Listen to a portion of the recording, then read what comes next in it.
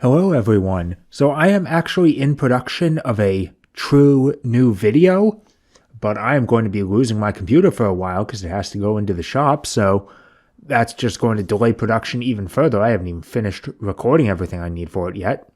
So I figured I might as well make a video to do fucking something with this time. And hey, wouldn't you know, I finished the game earlier today at the time of this recording. So, Prince of Persia. I have been, let's say, probably level of diehard Prince of Persia fan for about 10 years now. I think Christmas 2015 was when I got, I had Sands of Time on GameCube. I think Christmas 2015, the year I got my PS3, would have been the year I got Trilogy for GameCube. And I was like, hey, I liked Sands of Time. I want to play the rest of the series. So I played Warrior Within, which was abysmal. And then I played Two Thrones, which I loved. And that was really the start of me just picking up every fucking Prince of Persia game. And I bring this up because, hey, after all this time, I finally got to be present for a new Prince of Persia game being released. Yeah, because we haven't had one since 2010. I've just been catching up on the old ones and sitting there and waiting and hoping. And then we got Sands of Time Remake announced, and I was super hyped. And then promptly they stopped talking about it, and we are now over 3 years since it was supposed to come out. Ubisoft has said repeatedly, hey, we're working on it. We passed an important internal milestone, whatever that means. But we are seemingly no closer to that actually coming out.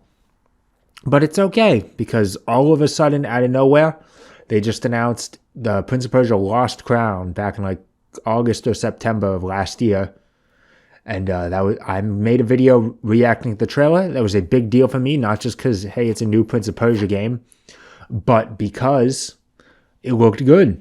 It was a 2D platformer, which I had said in that reaction video, hey, I loved Fallen King on the DS. I think that is one of the most underrated Prince of Persia games. So I'd love to see a modern 2D Prince of Persia game. And then it was announced that it was Ubisoft Montpellier that was developing it, the same studio that did Rayman Origins and Legends, and that just bolstered my excitement because those guys know how to make a good feeling 2D platformer. So I was very excited, as were plenty of other people, but also a lot of people weren't. Like, you can look at the like-dislike ratio on those initial reveal trailers, and they are not kind. So you can imagine things suddenly flipped when the game came out about a month ago. And people were saying, yeah, it's good. It's really fucking good. Like, I was seeing people saying, like, yeah, this early in the year, we've already got a strong contender for Game of the Year this year. If it had come out last year, a famously heavy year for quality games, it would have been in the conversation. So I was hyped. I picked it up day one. And it took me this long to get through it because I was busy. Work was very busy for me, and it's a pretty long game. It's pretty meaty, so it took me a while to get through it. But that's okay, because a lot of people apparently haven't. Because like 3 days after it came out, a game called Pal World came out of nowhere, released, sold 7 million copies, and no one was talking about Prince of Persia.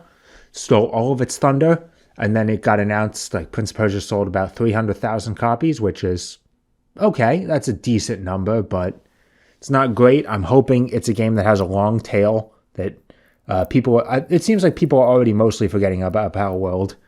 I'm hoping that Lost Crown, people keep thinking about it. People start giving it a chance picking it up once it gets a little cheaper.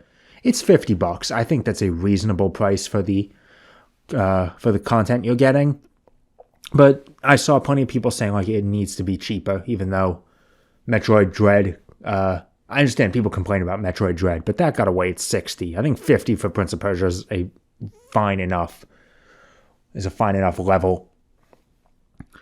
I would say this seems like the kind of game that would get discovered in a Steam sale, but it's not on Steam because Ubisoft is weird. It doesn't matter, I picked it up on Switch.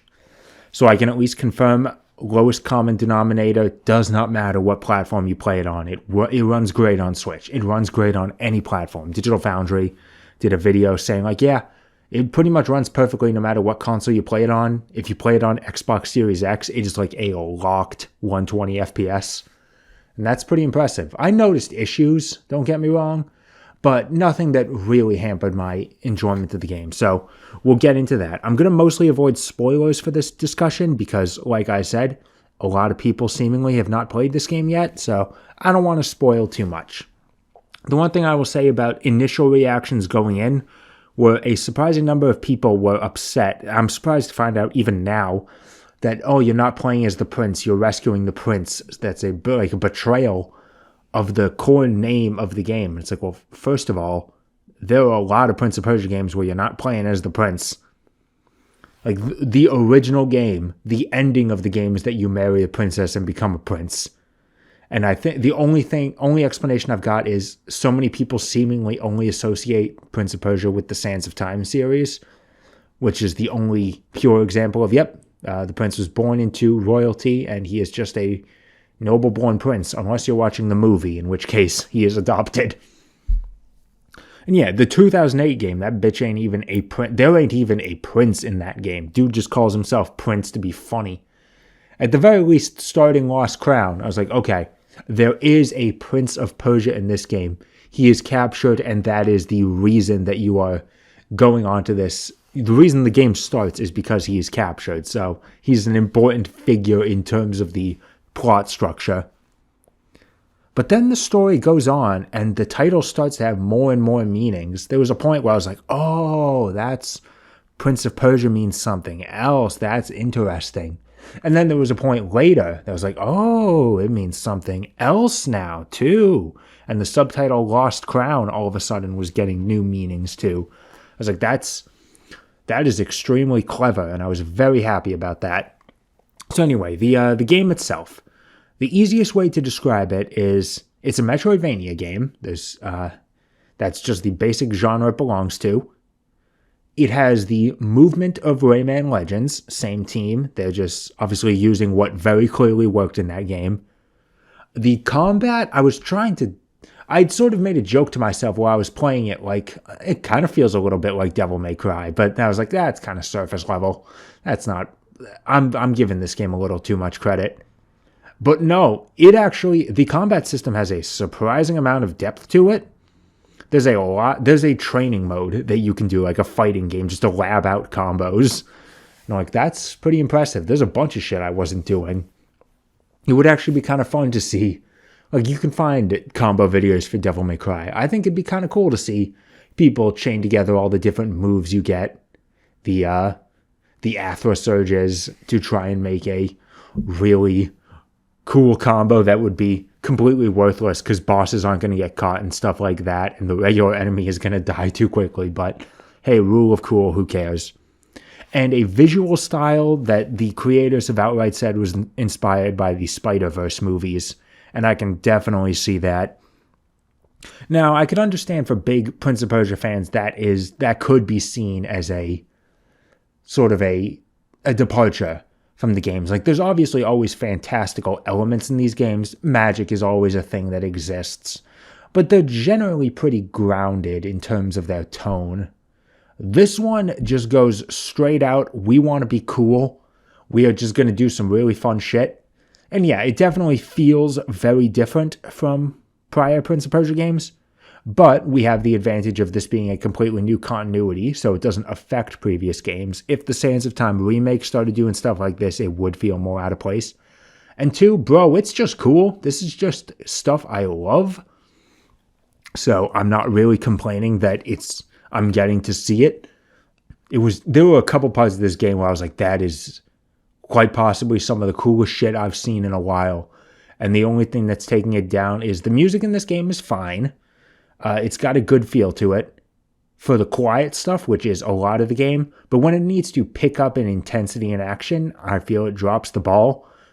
Ironically, I think Warrior Within is actually a pretty good template for what they could have done. I needed some more Arabian rock for the more pivotal boss fights, or maybe I've just been listening to nothing but Sonic Frontiers music for the last year, so my standards might be a little bit different.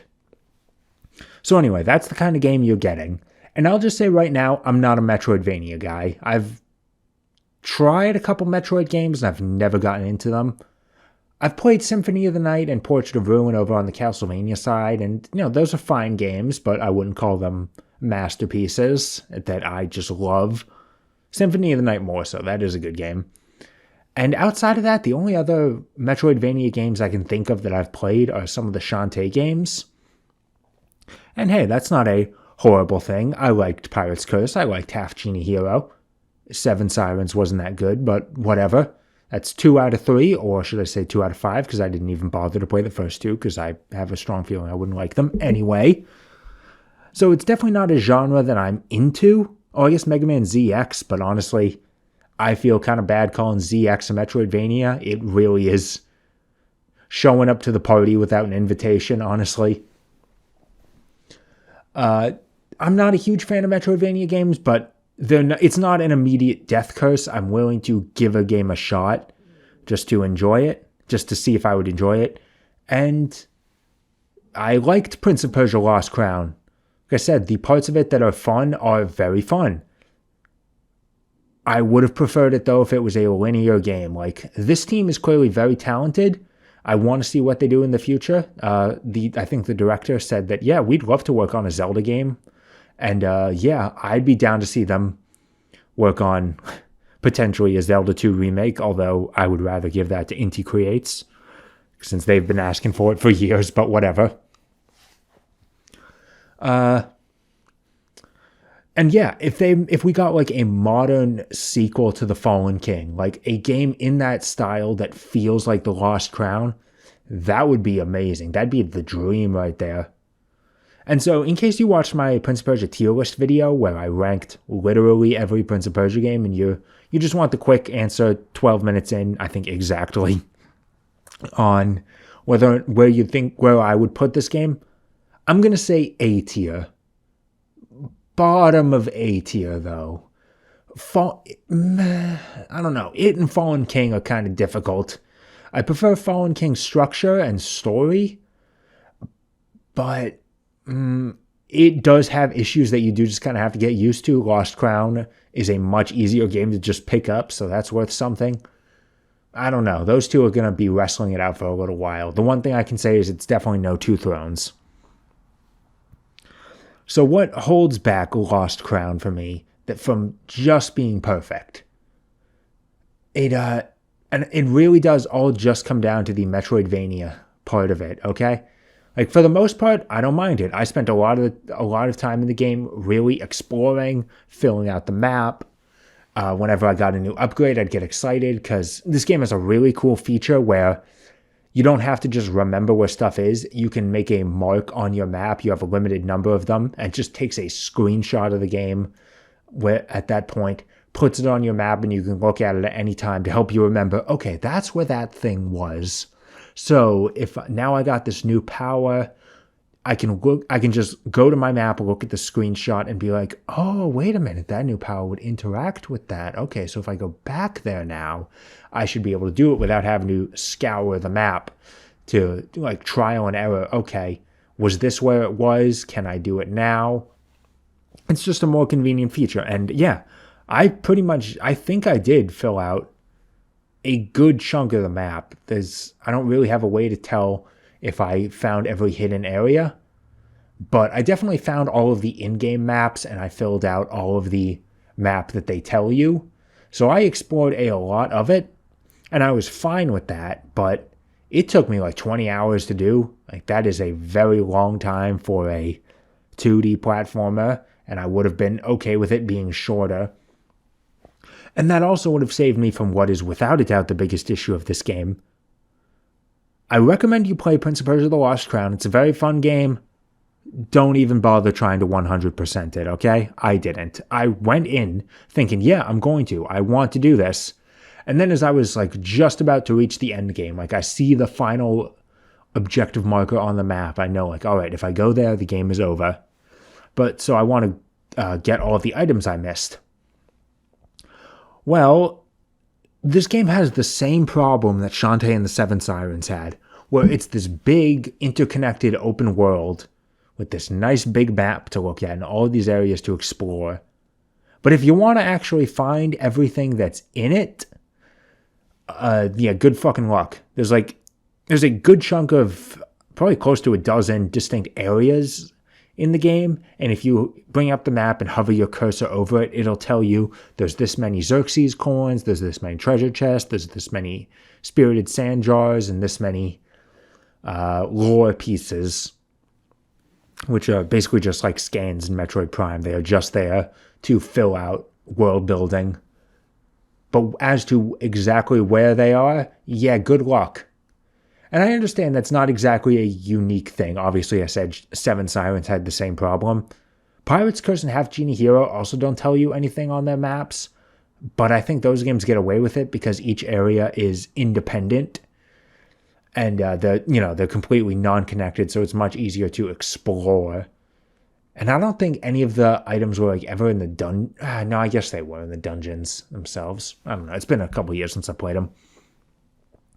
But yeah, Castlevania games don't tell you things like that on their maps. But for some reason, Castlevania, I never felt like I should be getting 100%.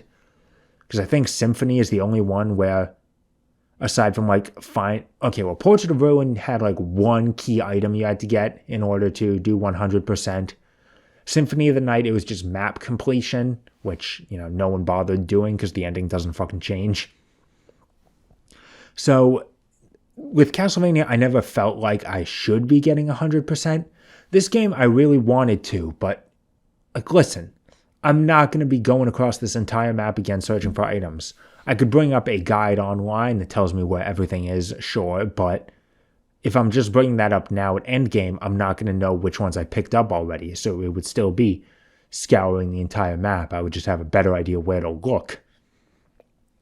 I think if you're going to 100% this game, the only feasible way to do it is to bring up the Map Genie website, which is it's a website that they do for a lot of these kinds of games, which is just, here's a full map, here's where everything is on it. We provide an item checklist so you can cross things off.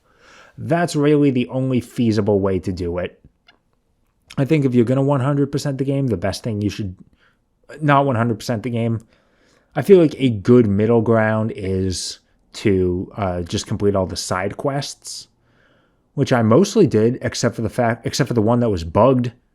There's a side quest which is find 9 hidden treasure chests that are all hidden behind a puzzle. Some of them I felt very smart for figuring out, and then other ones I looked up and thought, how was anyone supposed to figure this out? That is such an obtuse solution.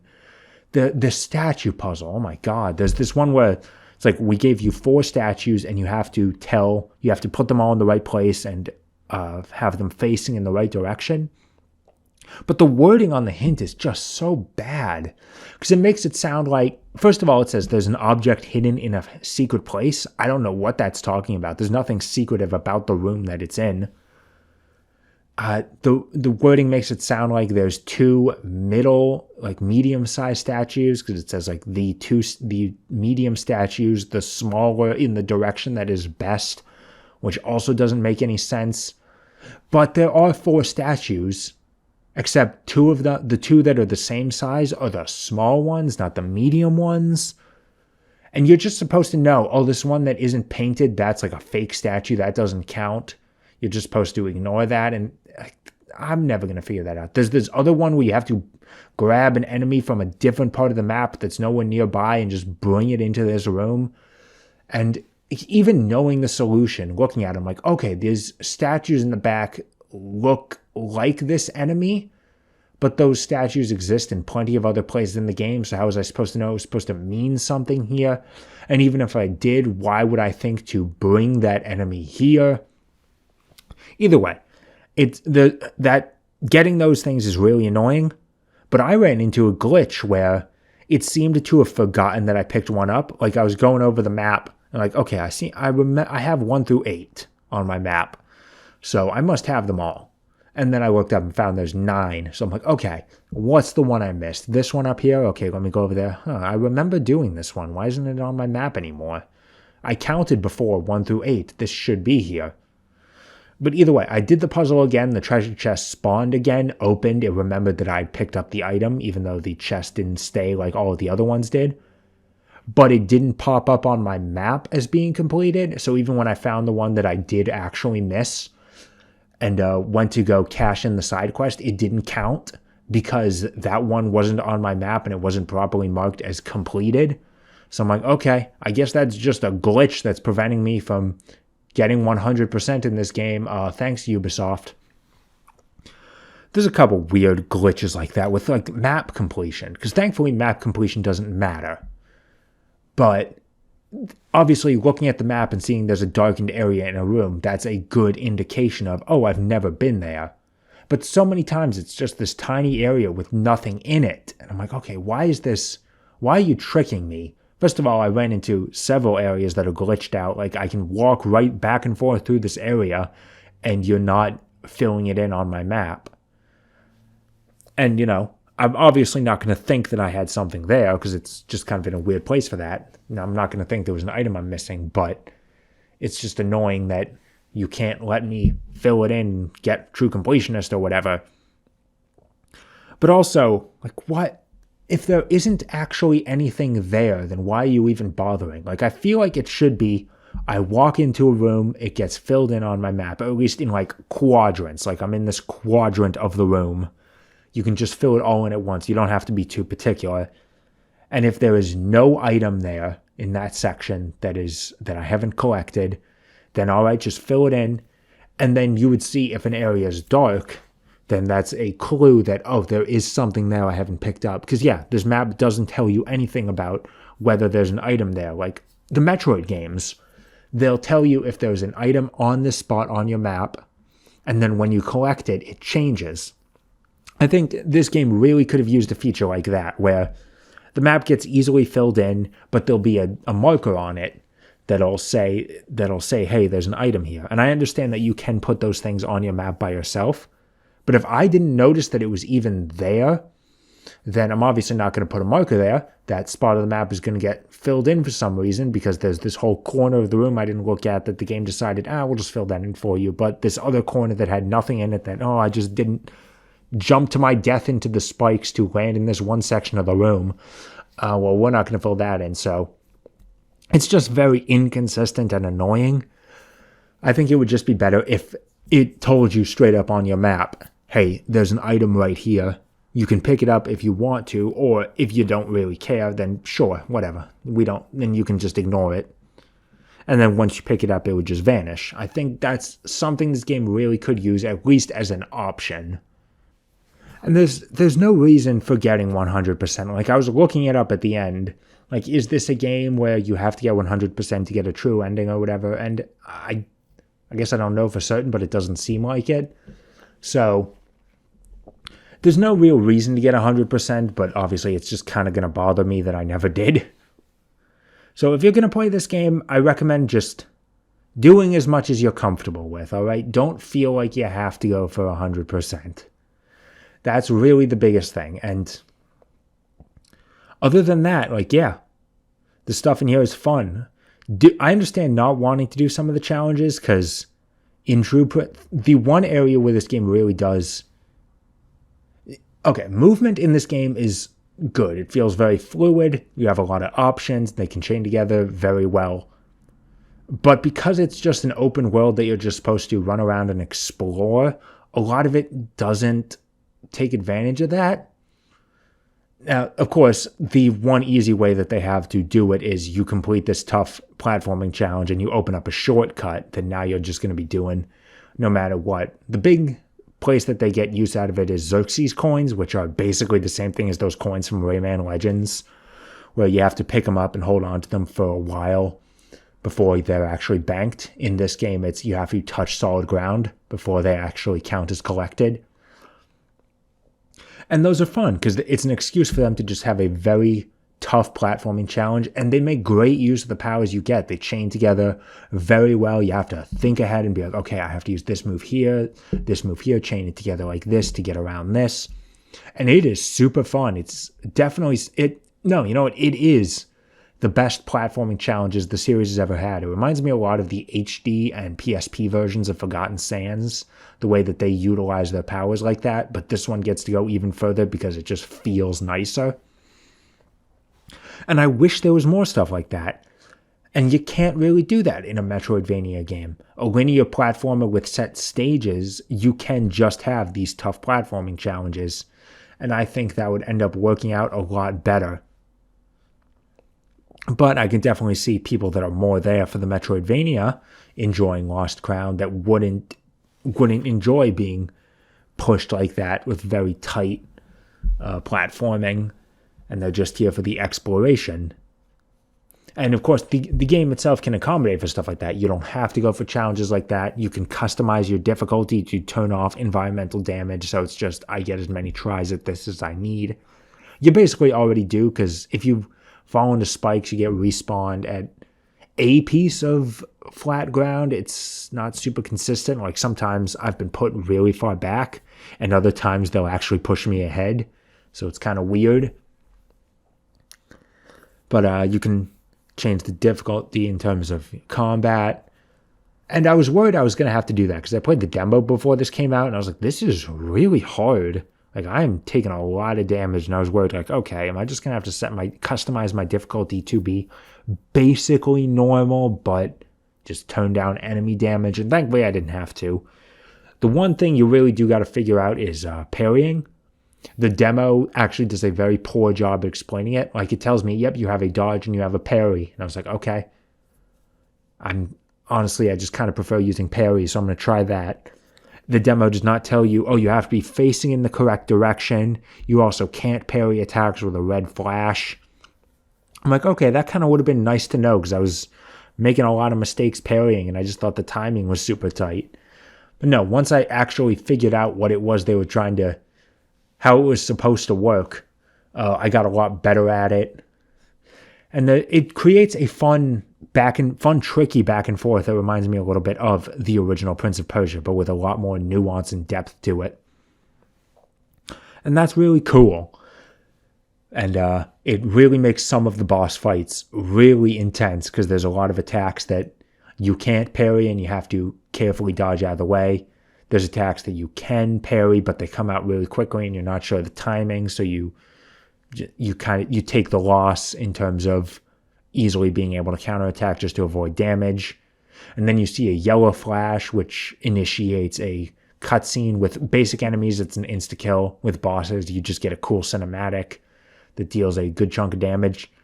And you always want to get those because you're like, okay, I want to see what this is going to do, but they can be pretty tight in terms of how often they appear, what the timing is on them, where they hit, is it going to cross up or whatever. So either way, the combat, I did eventually get the hang of it. It was not extremely challenging by the time I got to the end of the game. But that just really solidifies my point even more. This game is really fun in all of the right ways, except for the Metroidvania part. For the most part, it's fine, and I think if I went into it knowing I'm not going to try and get 100%, like when I replay the game inevitably at some point, then it probably won't bother me as much, though it is still kind of on the long side, so maybe I'll do a more minimalist run next time. Now that I have a better idea of how to play it, maybe I can get away with that. I don't know, so basically, what do I want to see next from Prince of Persia, aside from actually getting that Sands of Time remake? Well, I want this team to definitely continue. I hope this game does well enough. At the very least, it's definitely getting the critical reception necessary, but I hope Ubisoft sees the sales eventually hit that point of, all right, we can give you guys another shot.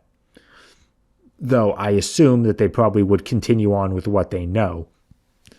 And I can tell that they know how to make a good Metroidvania, because there is a lot of... This game is designed well, I should say. Just maybe not for me is the best way to put it. So I would ideally like to see these guys make a linear one with levels, but that's probably not going to happen. I didn't talk about the story of this game too much. Obviously I can't because of spoilers. It's fine. It does some interesting stuff, but I'm not super attached to the characters for the most part, so it's okay. That's really all there is to it. So I can only hope that the team does get to make a sequel. They have at least learned from the annoyances of this game and will work to improve them. Though, honestly, the track record of Prince of Persia does not have the greatest hope of that, because there is, so far, of the 3 continuities they have, the first game is the best, and the second one is the worst. Now, for 2008, that's okay, because Fallen King is still great. It's just that it's not as good as 2008. But, Prince of Persia 2 and Warrior Within, those are both some rough games that are really much worse than the games they're following up on. So, I hope that Lost Crown finally gets to break that curse. And what's next for Prince of Persia for me, aside from waiting for the Sands of Time remake to come out? Well, I've got a couple things. I've been buying. When I made that tier list video, I had just bought every mainline game in the every individual game in the series. Now I'm buying copies that are like unique extra stuff. Like I bought Rival Swords on the Wii and played through it and discovered it really is just 2 thrones with motion controls. I bought Revelations on the PSP, which is Warrior Within, scaled down to the PSP with new areas that are even worse than the base game. I bought Rival Swords on PSP, which does have new content. I haven't gotten around to that yet. I need to do that. I also got a video recommendation for the game Arabian Nights. I was like, oh yeah, I've heard of that. That's that weird knockoff, off-brand Prince of Persia 3D, which is a scary thing to think about. Oh, but hey, look at that. The disc for this game is very cheap. It's also available on GOG. Yeah, you know what? I should pick this up at some point. And I'm sure at some point I'll replay Lost Crown, go into it with the full knowledge of what this game is like, and maybe it'll change my opinion next time. But for now, my recommendation is very simple. Yes, you absolutely should play it. I'm upset that a lot of people didn't. I have a Discord group where I have been constantly singing this game's praises and saying, like, yeah, you should be playing this. And I think they're sick of me doing shit like this because I've been doing the same thing about Suikoden for years. And I'm only happy that, hey, we're finally getting remasters. I can make you guys play it. Let's do it. Play Suikoden 2. It's a masterpiece. So I do this kind of shit all the time. Yeah. Play Prince of Persia Lost Crown. Just don't think about 100%ing it. You don't have to do that. That's really where this game falls apart, and it kind of annoys me because it was at the end, and I was worried it would leave the game off on a sour taste, and it definitely brought my opinion down, but the final boss is a lot of fun. It's got some style. It's got some good style to it. This whole game has just got a great style. Like, you can tell that these guys had a vision. We're not going to be pushing graphics. We're going to get this game running on the lowest common denominator Switch smoothly. But we have an artistic vision, and we want to get that out there. And I'm glad that Ubisoft is willing to do stuff like that. I'm glad the gaming industry is allowing stuff like that. And I can only hope that this game is successful so we start seeing more cool AA games like that.